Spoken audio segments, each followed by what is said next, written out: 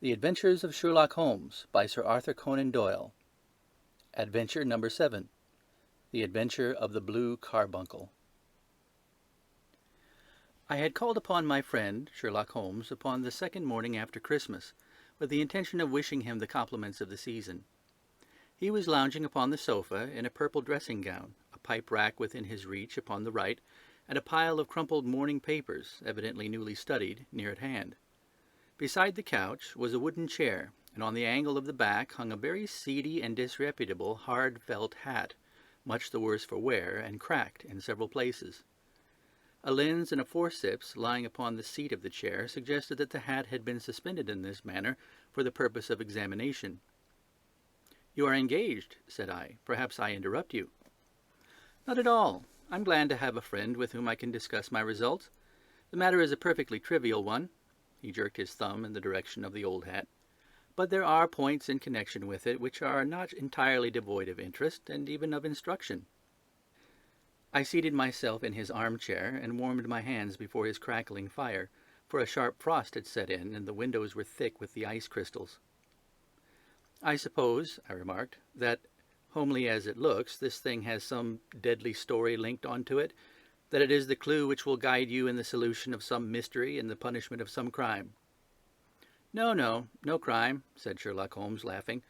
"Only one of those whimsical little incidents which will happen when you have 4,000,000 human beings all jostling each other within the space of a few square miles. Amid the action and reaction of so dense a swarm of humanity, every possible combination of events may be expected to take place, and many a little problem will be presented which may be striking and bizarre without being criminal. We have already had experience of such." "So much so," I remarked, "that of the last 6 cases which I have added to my notes, 3 have been entirely free of any legal crime." "Precisely. You allude to my attempt to recover the Irene Adler papers, to the singular case of Miss Mary Sutherland, and to the adventure of the man with the twisted lip. Well, I have no doubt that this small matter will fall into the same innocent category. You know Peterson, the commissionaire?" "Yes." "It is to him that this trophy belongs." "It is his hat." No, he found it. Its owner is unknown. I beg that you will look upon it not as a battered billycock, but as an intellectual problem. And first, as to how it came here. It arrived upon Christmas morning in company with a good fat goose, which is, I have no doubt, roasting at this moment in front of Peterson's fire. The facts are these. About 4 o'clock on Christmas morning, Peterson, who, as you know, is a very honest fellow, was returning from some small jollification and was making his way homeward down Tottenham Court Road. In front of him he saw, in the gaslight, a tallish man walking with a slight stagger and carrying a white goose slung over his shoulder. As he reached the corner of Goodge Street, a row broke out between this stranger and a little knot of roughs. One of the latter knocked off the man's hat, on which he raised his stick to defend himself, and swinging it over his head, smashed the shop window behind him.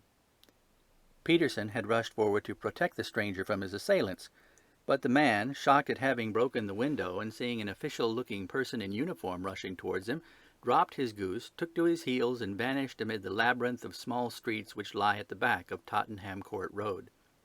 The roughs had also fled at the appearance of Peterson, so that he was left in possession of the field of battle, and also of the spoils of victory, in the shape of this battered hat and a most unimpeachable Christmas goose. Which surely he restored to their owner. My dear fellow, there lies the problem. It is true that "For Mrs. Henry Baker" was printed upon a small card which had been tied to the bird's left leg, and it is also true that the initials H.B. are legible upon the lining of this hat. But as there are some thousands of Bakers and some hundreds of Henry Bakers in this city of ours, it's not easy to restore lost property to any one of them. What then did Peterson do? He brought round both hat and goose to me on Christmas morning, knowing that even the smallest problems are of interest to me. The goose we retained until this morning, when there were signs that, in spite of the slight frost, it would be well that it should be eaten without unnecessary delay. Its finder has carried it off, therefore, to fulfill the ultimate destiny of a goose, while I continue to retain the hat of the unknown gentleman who lost his Christmas dinner. Did he not advertise? No. Then what clue could you have as to his identity? Only as much as we can deduce. From his hat? Precisely. But you're joking. What can you gather from this old battered felt? Here is my lens. You know my methods. What can you gather yourself as to the individuality of the man who has worn this article?" I took the tattered object in my hands and turned it over rather ruefully.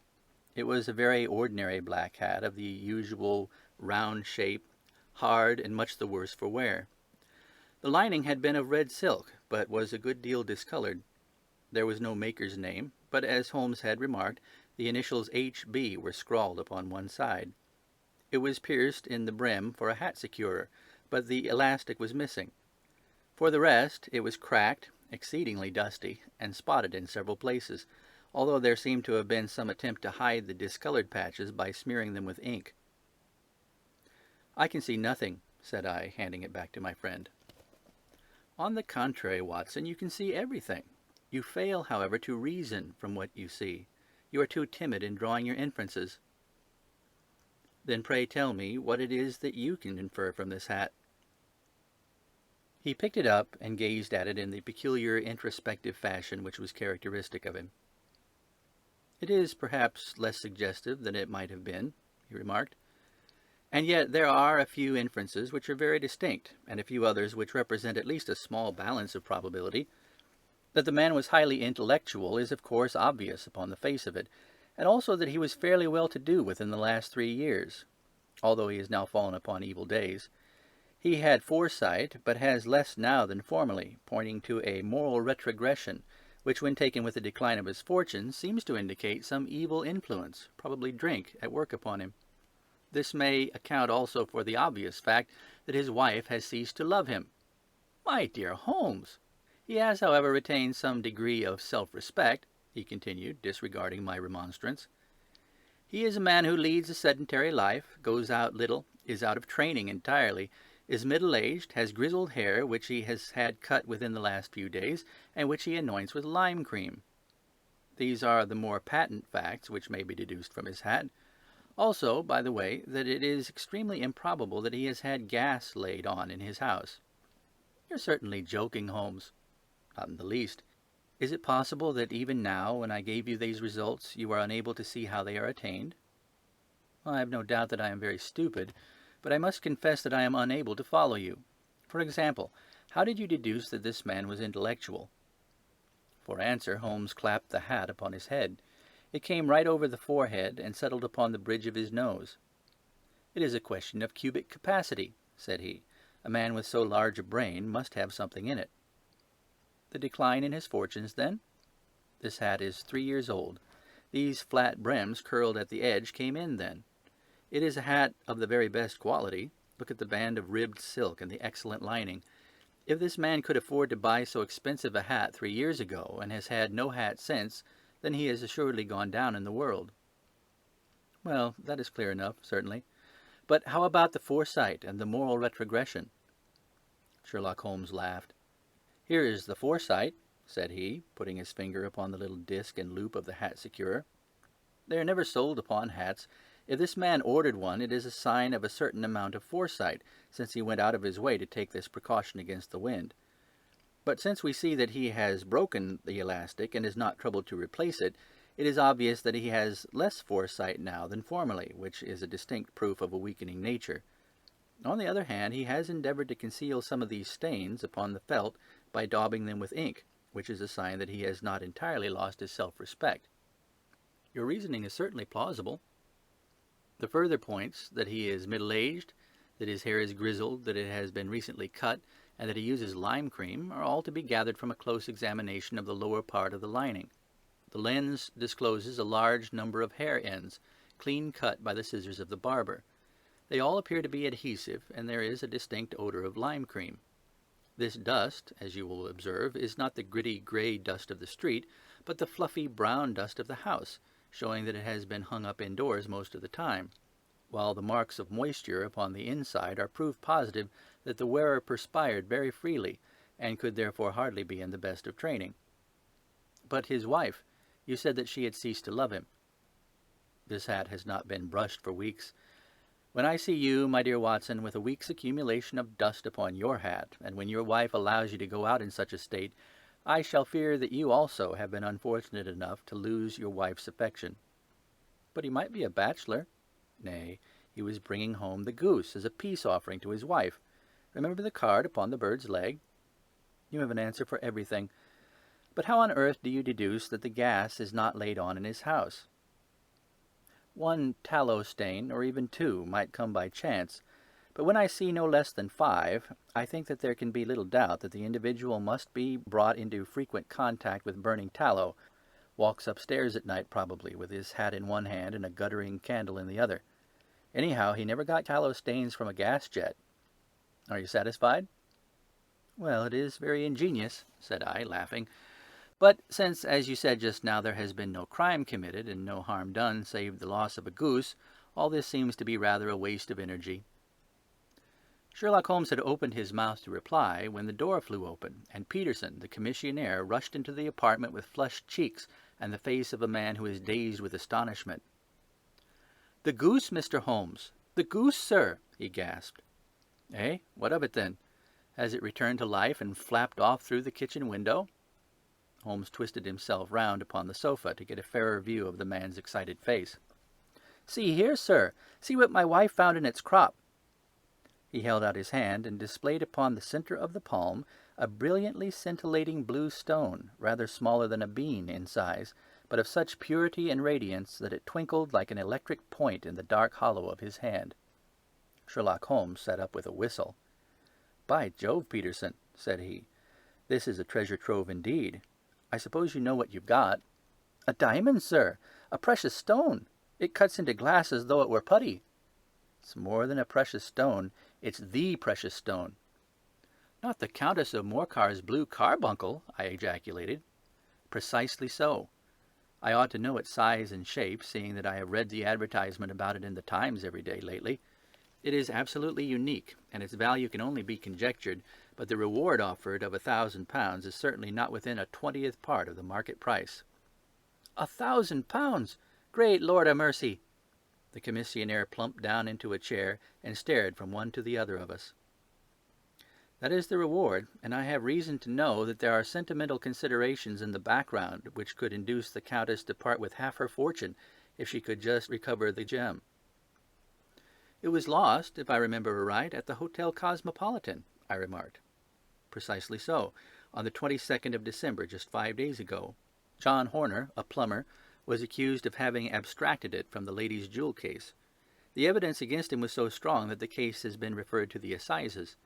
I have some account of the matter here, I believe." He rummaged amid his newspapers, glancing over the dates, until at last he smoothed one out, doubled it over, and read the following paragraph. "Hotel Cosmopolitan Jewel Robbery. John Horner, 26, plumber, was brought up upon the charge of having, upon the 22nd instant, abstracted from the jewel case of the Countess of Morcar the valuable gem known as the blue carbuncle. James Ryder, upper attendant at the hotel, gave his evidence to the effect that he had shown Horner up to the dressing-room of the Countess of Morcar upon the day of the robbery, in order that he might solder the second bar of the grate, which was loose. He had remained with Horner some little time, but had finally been called away. On returning, he found that Horner had disappeared, that the bureau had been forced open, and that the small morocco casket, in which, as it afterwards transpired, the Countess was accustomed to keep her jewel, was lying empty upon the dressing-table. Ryder instantly gave the alarm, and Horner was arrested the same evening. But the stone could not be found, either upon his person or in his rooms. Catherine Cusack, maid of the Countess, deposed to having heard Ryder's cry of dismay on discovering the robbery, and to having rushed into the room where she found matters as described by the last witness. Inspector Bradstreet, B Division, gave evidence as to the arrest of Horner, who struggled frantically and protested his innocence in the strongest terms. Evidence of a previous conviction for robbery having been given against the prisoner, the magistrate refused to deal summarily with the offence, but referred it to the assizes. Horner, who had shown signs of intense emotion during the proceedings, fainted away at the conclusion and was carried out of court. So much for the police court," said Holmes, thoughtfully, tossing aside the paper. "The question for us now to solve is the sequence of events leading from a rifled jewel case at one end to the crop of a goose in Tottenham Court Road at the other. You see, Watson, our little deductions have suddenly assumed a much more important and less innocent aspect. Here is the stone, The stone came from the goose, and the goose came from Mr. Henry Baker, the gentleman with the bad hat and all the other characteristics with which I have bored you. So now we must set ourselves very seriously to finding this gentleman and ascertaining what part he has played in this little mystery. To do this, we must try the simplest means first, and these lie undoubtedly in an advertisement in all the evening papers. If this fail, I have recourse to other methods. What will you say? Give me a pencil and that slip of paper. Now then, found at the corner of Goodge Street, a goose and a black felt hat. Mr. Henry Baker can have the same by applying at 6:30 this evening at 221B Baker Street. That's clear and concise. Very, but will he see it? Well, he is sure to keep an eye on the papers, since to a poor man the loss was a heavy one. He was clearly so scared by his mischance in breaking the window and by the approach of Peterson that he thought of nothing but flight. But since then he must have bitterly regretted the impulse which caused him to drop his bird. And then again, the introduction of his name will cause him to see it, for everyone who knows him will direct his attention to it. Here you are, Peterson. Run down to the advertising agency and have this put in the evening papers. In which, sir? Oh, in the Globe, Star, Pall Mall, St. James, Evening News, Standard, Echo, and any others that occur to you. Very well, sir. And this stone? Ah, yes, I shall keep the stone. Thank you.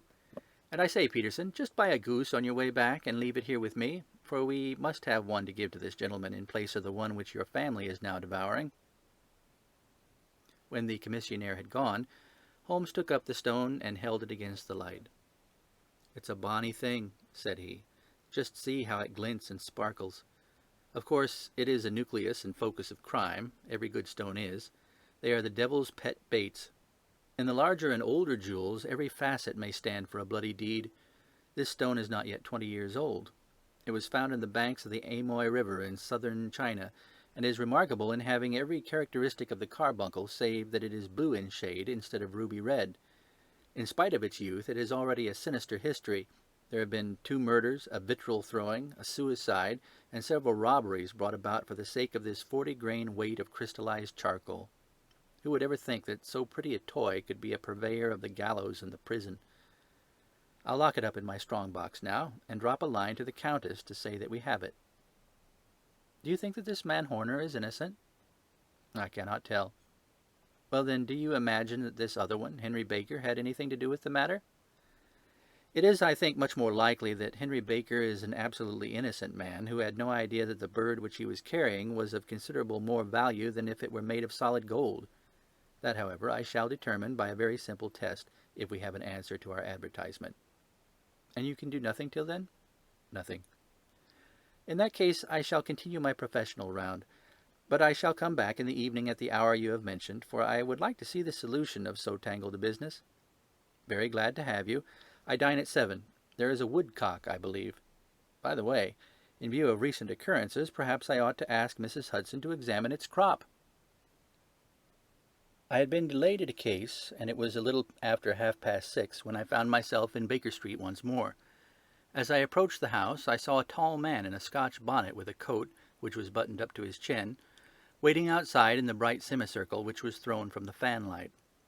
Just as I arrived, the door was opened, and we were shown up together to Holmes's room.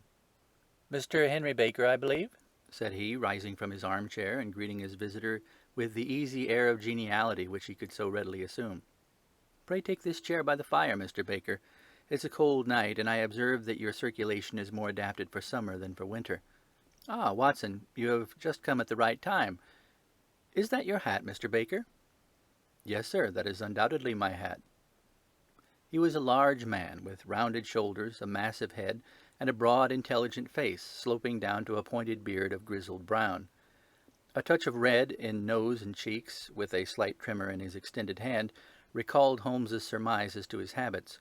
His rusty brown frock coat was buttoned right up in front, with the collar turned up, and his lank wrists protruded from his sleeves without a sign of cuff or shirt. He spoke in a slow staccato fashion, choosing his words with care, and gave the impression generally of a man of learning and letters who had had ill usage at the hands of fortune.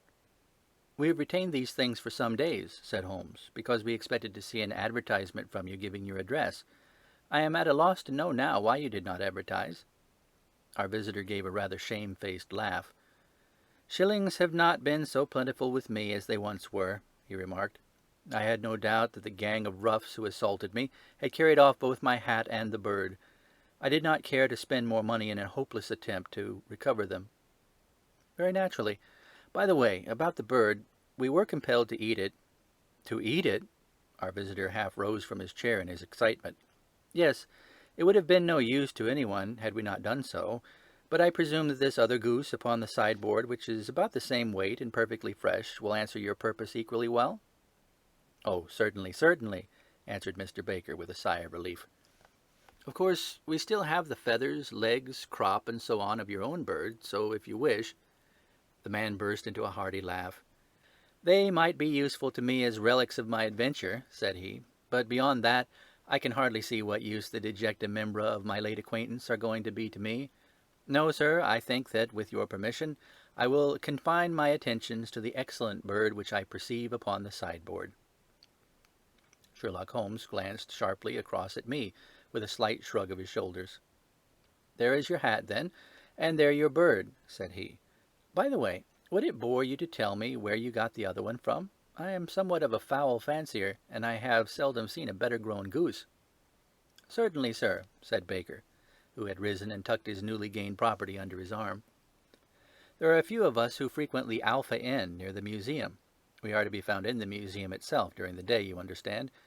This year our good host, Windigate by name, instituted a goose club, by which, on consideration of some few pence every week, we were each to receive a bird at Christmas. My pence were duly paid, and the rest is familiar to you. I am much indebted to you, sir, for a Scotch bonnet is fitted neither to my years nor my gravity." With a comical pomposity of manner, he bowed solemnly to both of us, and strode off upon his way. "So much for Mr. Henry Baker," said Holmes, when he had closed the door behind him. "It is quite certain that he knows nothing whatever about the matter. Are you hungry, Watson?" "Not particularly." "Then I suggest that we turn our dinner into a supper, and follow up this clue while it is still hot." "Yes, by all means." It was a bitter night, so we drew on our ulsters and wrapped cravats around our throats. Outside, the stars were shining coldly in a cloudless sky, and the breath of the passers-by blew out into smoke like so many pistol shots. Our footfalls rang out crisply and loudly as we swung through the Doctor's Quarter, Wimpole Street, Harley Street, and so through Wigmore Street into Oxford Street. In a quarter of an hour we were in Bloomsbury at the Alpha Inn, which is a small public house at the corner of one of the streets that runs down into Holborn. Holmes pushed open the door of the private bar, and ordered 2 glasses of beer from the ruddy-faced, white-aproned landlord. "Your beer should be excellent, if it is as good as your geese," said he. "My geese?" The man seemed surprised. "Yes. I was speaking only half an hour ago to Mr. Henry Baker, who was a member of your goose club." "Ah, yes, I see. But you see, sir, them's not our geese." "Indeed. Whose then?" "Well, I got the 2 dozen from a salesman in Covent Garden." "Indeed. I know some of them. Which one was it?" "Breckenridge is his name." "I don't know him. Well, here's your good health, landlord, and prosperity to your house. Good night." "Now for Mr. Breckenridge," he continued, buttoning up his coat as we came into the frosty air. "Remember, Watson, that though we have so homely a thing as a goose at one end of this chain, we have at the other a man who will certainly get 7 years' penal servitude unless we can establish his innocence. It is possible that our inquiry may but confirm his guilt, but in any case we have a line of investigation which has been missed by the police, and which a singular chance has placed into our hands. Let us follow it out to the bitter end. Faces to the south, then, and quick march." We passed across Holborn, down Indal Street, and so through a zigzag of slums to Covent Garden Market. One of the largest stalls bore the name of Breckenridge upon it, and the proprietor, a horsey-looking man with a sharp face and trim side-whiskers, was helping a boy to put up the shutters. "Good evening. It's a cold night," said Holmes. The salesman nodded and shot a questioning glance at my companion. "Sold out of geese, I see," continued Holmes, pointing at the bare slabs of marble. "Let you have 500 tomorrow morning." "That's no good." "Well, there are some on the stall with the gas flare."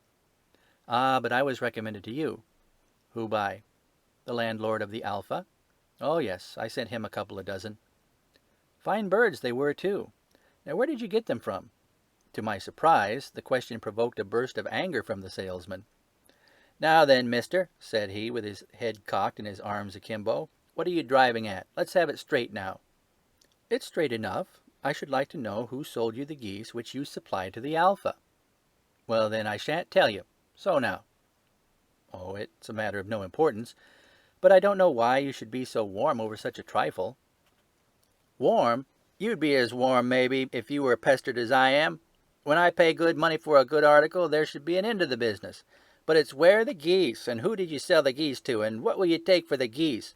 One would think they are the only geese in the world to hear the fuss that's made over them." "Well, I have no connection with any other people who have been making inquiries," said Holmes carelessly. "If you won't tell us, the bet's off, that's all. But I'm always ready to back my opinion on a matter of fowls, and I have a fiver on it that the bird I ate is country bred." "Well, then, you've lost your fiver, for it's town bred," snapped the salesman. "It's nothing of the kind." "I say it is." "I don't believe it." "Do you think you know more about fowls than I, who have handled them ever since I was a nipper? I tell you all those birds that went to the Alpha were town bred." "You'll never persuade me to believe that." "Will you bet, then?" "It's merely taking your money, for I know that I am right. But I'll have a sovereign on with you, just to teach you not to be obstinate." The salesman chuckled grimly. "Bring me the books, Bill," said he. The small boy brought round a small thin volume and a great greasy-backed one, laying them out together beneath the hanging light. "Now then, Mr. Cocksure," said the salesman, "I thought that I was out of geese, but before I finish you'll find that there's still one left in my shop. You see this little book? Well, that's the list of the folk from whom I buy. Do you see? Well then, here on this page are the country folk, and the numbers after the names are where their accounts are in the big ledger. Now then, you see this other page in red ink? Well, that's a list of my town suppliers. Now look at that third name. Just read it out to me." "Mrs. Oakshott, 117 Brixton Road, 249, read Holmes. "Quite so. Now, turn that up in the ledger." Holmes turned to the page indicated. "There you are, Mrs. Oakshott, 117 Brixton Road, egg and poultry supplier. Now then, what's the last entry?" "December 22nd, 24 geese at 7 shillings 6 pence. "Quite so. There you are. And underneath? Sold to Mr. Windigate of the Alpha at 12 shillings. What do you have to say now?" Sherlock Holmes looked deeply chagrined. He drew a sovereign from his pocket and threw it down upon the slab, turning away with the air of a man whose disgust is too deep for words. A few yards off, he stopped under a lamp-post and laughed in the hearty, noiseless fashion which was peculiar to him.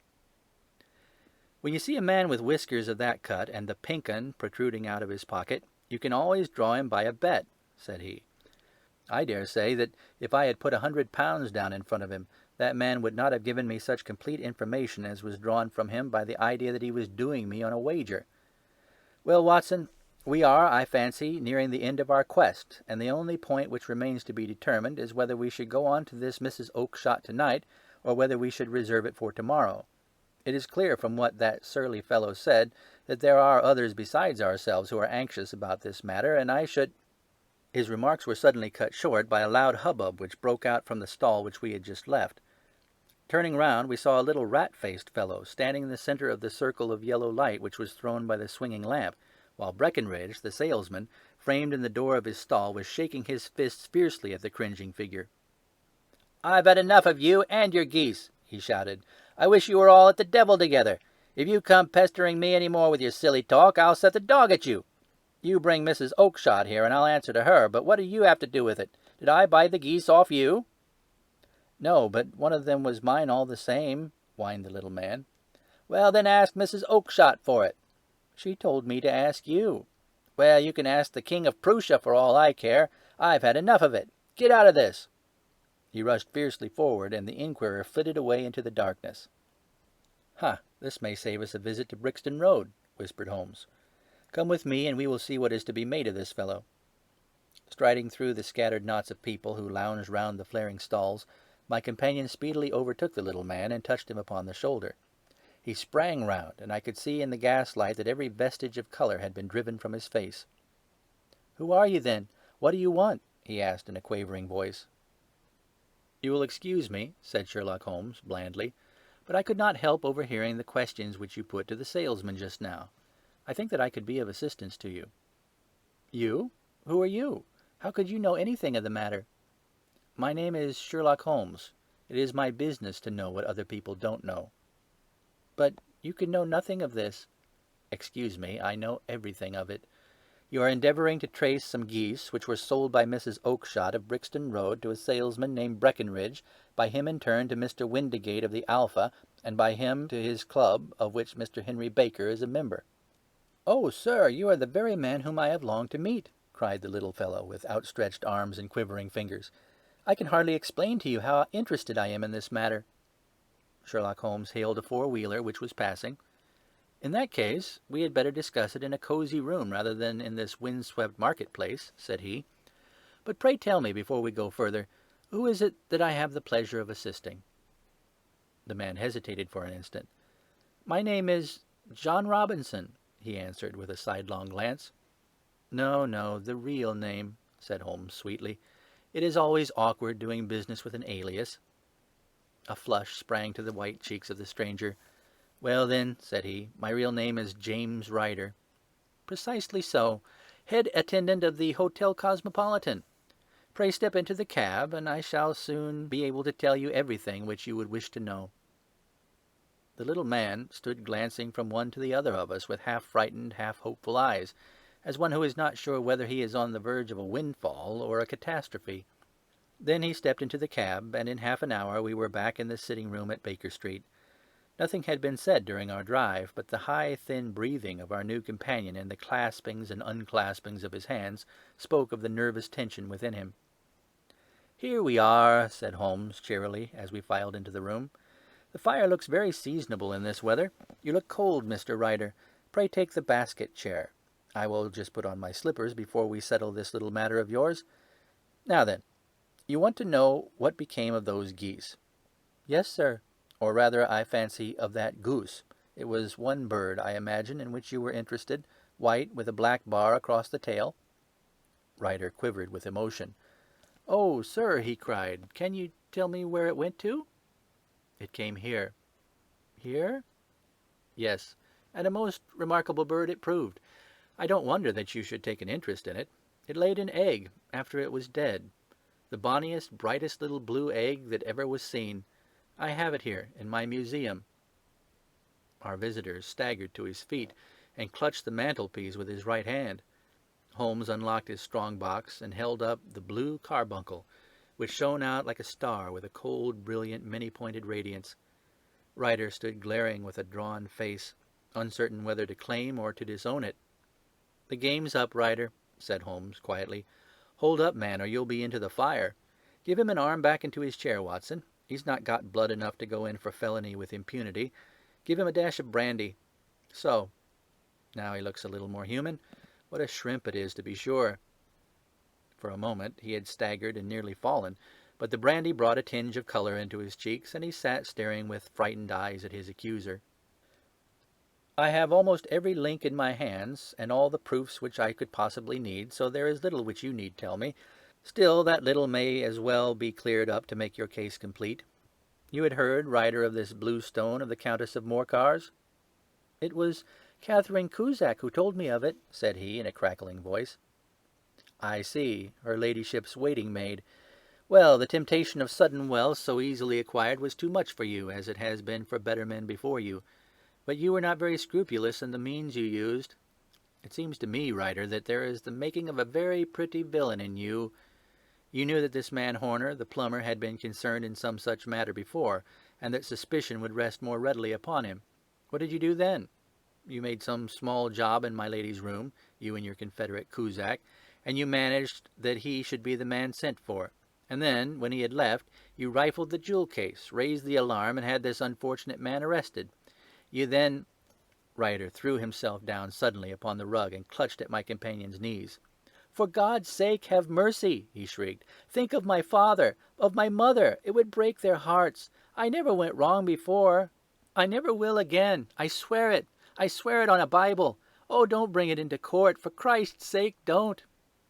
"Get back into your chair," said Holmes sternly. It is very well to cringe and crawl now, but you thought little enough of this poor Horner in the dock for a crime of which he knew nothing. I will fly, Mr. Holmes. I will leave the country, sir. Then the charge against him will break down. We will talk about that. And now let us hear a true account of the next act. How came the stone into the goose, and how came the goose into the open market? Tell us the truth, for there lies your only hope and safety. Ryder passed his tongue over his parched lips. I will tell you it just as it happened, sir, said he. When Horner had been arrested, it seemed to me that it would be best for me to get away with the stone at once, for I did not know at what moment the police might not take it into their heads to search me and my room. There was no place about the hotel where it would be safe. I made out as if on some commission, and I made for my sister's house. She had married a man named Oakshott, and lived in Brixton Road, where she fattened fowls for the market. All the way there every man I met seemed to me to be a policeman or a detective, and for all that it was a cold night, the sweat was pouring down my face before I came to the Brixton Road. My sister asked me what was the matter, and why I was so pale, but I told her that I had been upset by the jewel robbery at the hotel. Then I went back into the backyard and smoked a pipe and wondered what would be the best to do. I had a friend once, called Maudsley, who went to the bad and had just been serving his time in Pentonville. One day he had met me and fell into talk about the way of thieves and how they could get rid of what they stole. I knew that he would be true to me, for I knew one or two things about him, so I made up my mind to go right on to Kilburn, where he lived, and take him into my confidence. He would show me how to turn the stone into money, but how to get to him in safety. I thought of the agonies I had gone through in coming from the hotel. I might at any moment be seized and searched, and there would be the stone in my waistcoat pocket. I was leaning against the wall at the time, and looking at the geese which were waddling about round my feet, and suddenly an idea came into my head which showed me how I could beat the best detective that ever lived. My sister had told me some weeks before that I might have the pick of her geese for a Christmas present, and I knew that she was always as good as her word. I could take my goose now, and in it I would carry my stone to Kilburn. There was a little shed in the yard, and behind this I drove one of the birds, a fine big one, white with a barred tail. I caught it, and prizing its bill open, I thrust the stone down its throat as far as my finger could reach. The bird gave a gulp, and I felt the stone pass along its gullet and down into its crop. But the creature flapped and struggled, and out came my sister to know what was the matter. As I turned to speak to her, the brute broke loose and fluttered off among the others. "Whatever were you doing with that bird, Jim?" says she. "Well," said I, "you said you'd give me one for Christmas, and I was feeling which was the fattest." "Oh," says she, "we've set yours aside for you. Jem's bird, we call it. It's the big white one over yonder. There's 26 of them, which makes one for you and one for us and 2 dozen for the market." "Thank you, Maggie," says I, "but if it's all the same to you, I'd rather have that one I was handling just now." "The other is a good 3 pounds heavier," said she, "and we fattened it expressly for you." "Never mind, I'll have the other, and I'll take it now," said I. "Oh, just as you like," said she, a little huffed. "Which is it you want, then?" "That white one, with the barred tail, right in the middle of the flock." "Oh, very well. Kill it and take it with you." Well, I did what she had said, Mr. Holmes, and I carried the bird all the way to Kilburn. I told my pal what I had done, for he was a man that it was easy to tell a thing like that to.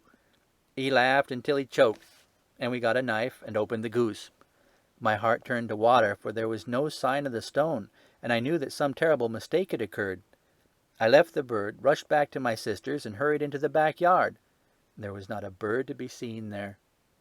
"Where are they all, Maggie?" I cried. "Gone to the dealers, Jem."